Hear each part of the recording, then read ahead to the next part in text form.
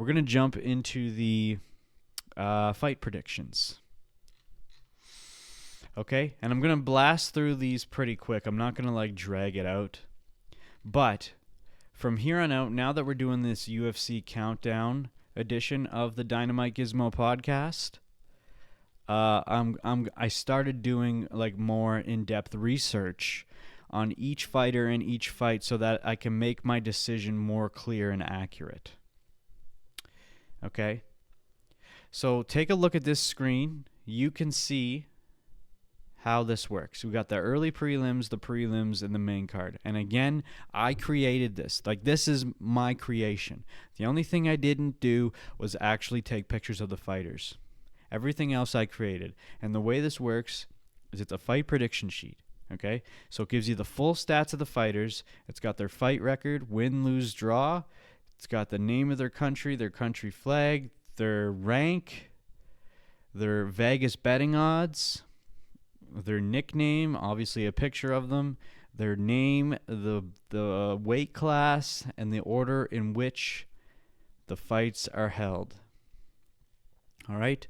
So basically, you print these sheets off, you hand them out to your friends, you check off vote for whichever fighter you're voting for, and then whoever wins, you just check that off. Okay? There's also an option for draw. If it's a draw, you check that off. Okay?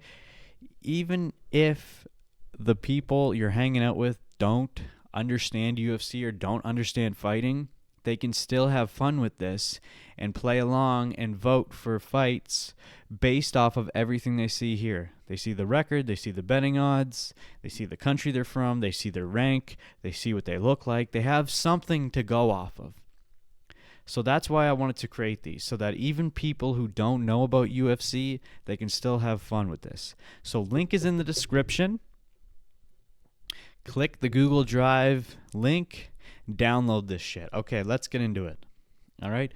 So for the first fight of the night, we've got Tagir Ulanbekov versus Clayton Parker. Now, this one's a pretty easy one for me to choose. Tagir is obviously, like I said earlier, he's one of Khabib's underdogs. Now, I don't know. I'm assuming he would train directly under Khabib because it's at the Eagles MMA, and I'm pretty sure Khabib is like the only coach there, but maybe there's more. But either way, if he's part of that regime, not only am I voting for him because of that, but I also just want to. I'm voting for Umar and Islam in the main event, so I'm gonna keep it. I'm gonna keep it in that realm. So, whoops. So vote for Ulanbekov. All right. Let me just do something here. Okay. Second fight of the night. We've got Ricky Tercios and Bernard Sopai. Yes, that's pronounced Sopai. I looked it up. It's pronounced Sopai. So, Ricky only won 2 out of the 3 fights that he's had in the UFC. Although he has a 13-4 record, he's only won. Well, I shouldn't say he's only. He has won 2 out of the 3 fights that he has fought in the UFC. He did fight against Rosas Jr., and that's the one that he lost against. So that one makes sense because Rosas fucking chihuihuis. That guy's fucking awesome. But Bernard, he's had 7 first-round finishes, and they've all been knockouts. He's only had 1 fight in the UFC, and he did lose it.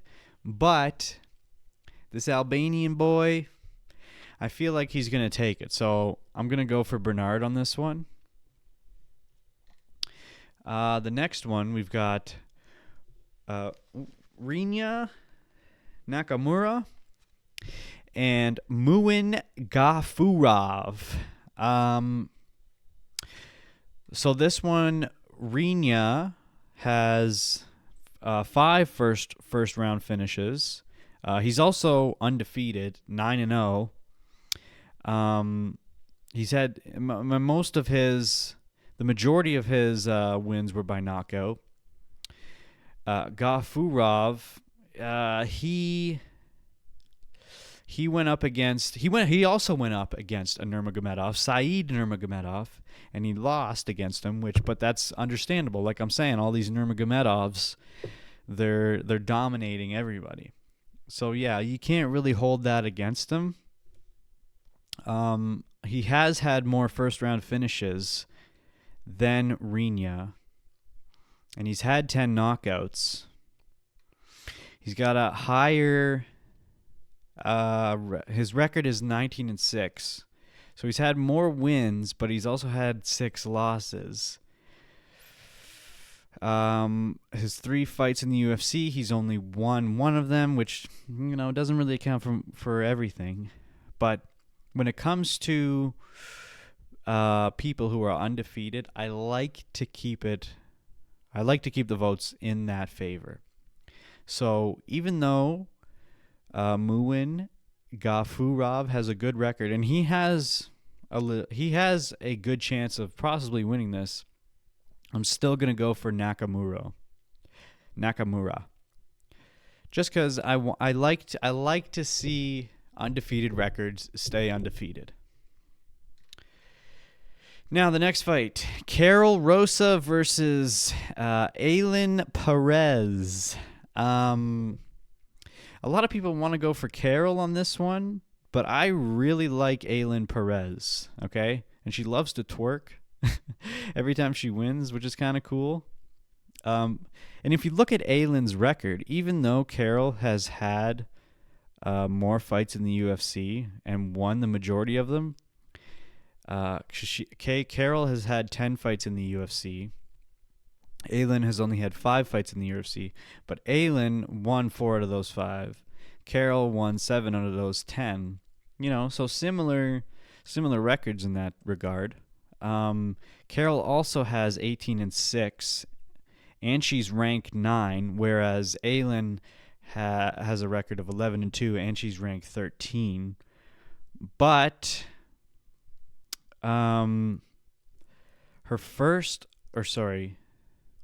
Ailin's first loss in the UFC was a disqualification. So she is almost undefeated in terms of all the fights that she has had in the UFC. If it wasn't for that disqualification, she could have won that. And when you look at the way she fights, she's fucking rising up in the ranks, and she's doing very well. So even though on paper she looks like she wouldn't be the winner, I think I'm going to vote for her on this one. I want to see her rise up. Okay? Wait a minute. I got my shit backwards here. What? Is that really the way this goes? Okay, I got it backwards. Okay, so Grant Dawson versus Diego Ferreira. Both great guys. Diego has fucking... Both these guys are pretty... this is going to be a great fucking fight. This is a great matchup. So Diego, he fought Gamrot. He fought Poirier. He fought Daruish, who is on this card as well.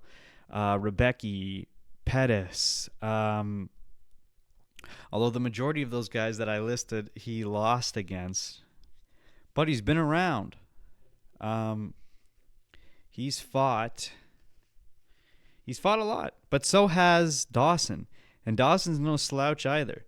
Really, the only major loss that Dawson has had against was against Bobby Green. And some people hate Bobby Green, but he's say what you will, that guy can fight, or at least he used to.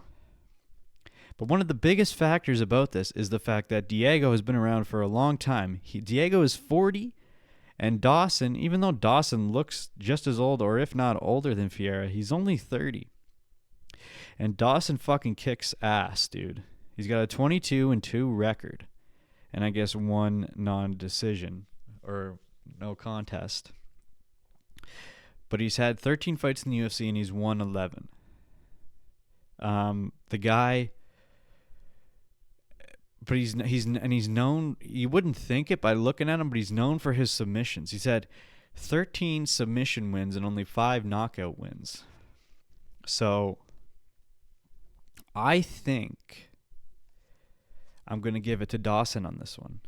And the fact that he's ranked 15, which I guess the rankings really don't mean much, but that's just another factor to consider. Okay, so then we've got Zachary Reese versus Azamat Bekoev. How do you say it? Bekoev? I guess. So this is Azamat's debut into the UFC. He's been around. His record is 18-3. Zachary Reese is 8-1. But Zachary Reese has finished 7 of 8 wins, all in the first round. His only loss in the UFC, because he's only had 3 fights in the UFC, his only loss was to Cody Brundage. So it's like, okay, fair. Cody Brundage is fucking awesome. As for this Azamat guy, I'm not even really familiar with him. But I'm also not that familiar with Reese either.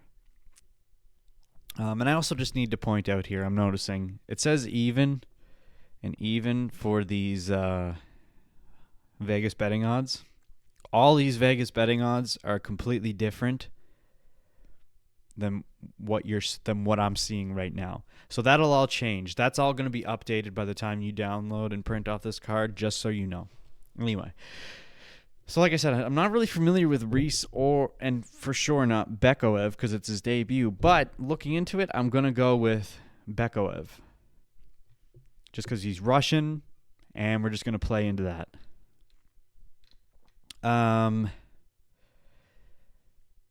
Dude, what is going on here?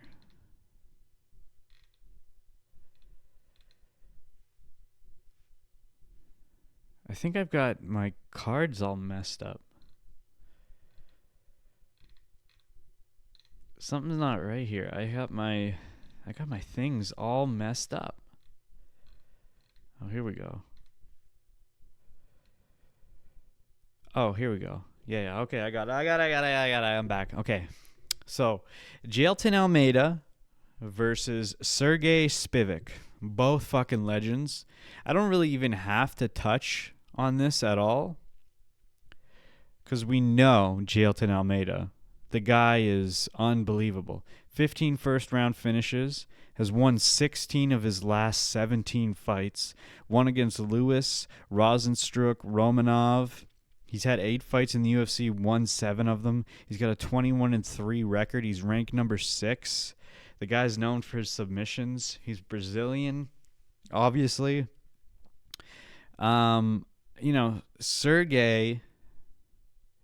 Sergey's great too, but you can't sleep on Jailton, okay? And same with this next fight. We've already talked about Peyton Talbot in the last episode. He's the prospect as, considered to be the breakthrough fighter of this year, which I totally agree with. Just like that other guy that we saw, what's his name? Nakamura, he also has a 9-0 record. But it's not just the fact that he has a 9-0 record, it's the fact that he beats guys so easily. And they're all knockouts. He's only had 1 submission win. The rest are all knockouts. He's had 3 fights in the UFC. He's won all 3, and it's going to continue to go that way. And if you look at these odds, although they've changed, like I said, by the time you see this, I'm sure it's still somewhere similar to this. The odds of him winning are so high. So if you're going to bet on a fight, this is the fight that's like, I would say is guaranteed. Talbot's going to take it. So then we've got Bogdan Guskov versus Billy Elekana. Right? Is that how you say it? This is Billy's debut into the UFC as well. So we've got another debut fight. This one's kind of weird to me because when you look at Bogdan, or I should say Guskov, he's ranked number 13 in the UFC. He's had 3 fights. He's won both of them. His record is 16-3. 14 knockouts, 2 submissions. One of the other major factors about Guskov is the fact that he's had 7 wins in 87 seconds or less.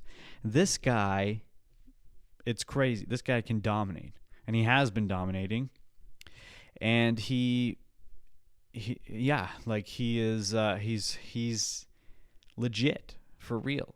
But then you look at this Billy Elakana guy. It's his debut into the UFC. His record is 7-1-1.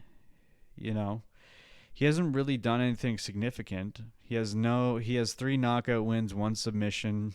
I don't really understand this matchup. I don't know why. Not only is he's the featured prelim fighting against this ranked guy who has really shown himself to be a contender. Like, how did this matchup happen? How did he get this position on the card? Whatever. I'm giving it to Bogdan on this one. This one also seems like a given. But who knows? Maybe this guy will fucking surprise us. Okay? Now we're on the main card. And I love all these fights. But like I said, this whole card is fucking stacked. Like, literally right from the beginning. It's fucking awesome. This is a great card. So, we've got, to start off the main card, Kevin Holland versus RDR. RDR had his debut already. He's only had 1 fight, but he won it. But look at his record, 18-2. The guy is on a 2-fight winning streak. He's damn near the same age as Holland. I know he looks a bit older. Maybe, he kind of looks... Yeah, RDR is 34. Kevin Holland is 32. But Kevin Holland's fucking awesome. He's actually... And if you didn't know, Kevin Holland is actually tied for the most UFC wins in a calendar year. He's had 5 consecutively in 1 year in 2020. 14 knockout wins, 8 submission wins. His record is 26-12.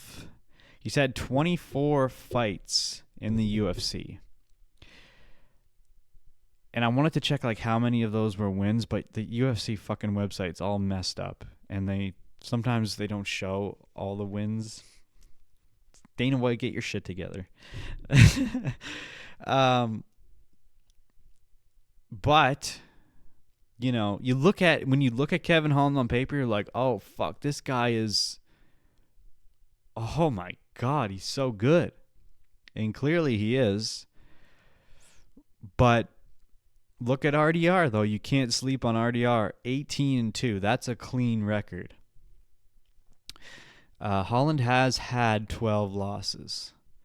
So this was a tough decision for me. I was really on the fence for a while, but I think I'm going to go with RDR on this one. And then another fucking fantastic fight. Beneil Dariush and Renato Moicano. Both fucking legends of the sport.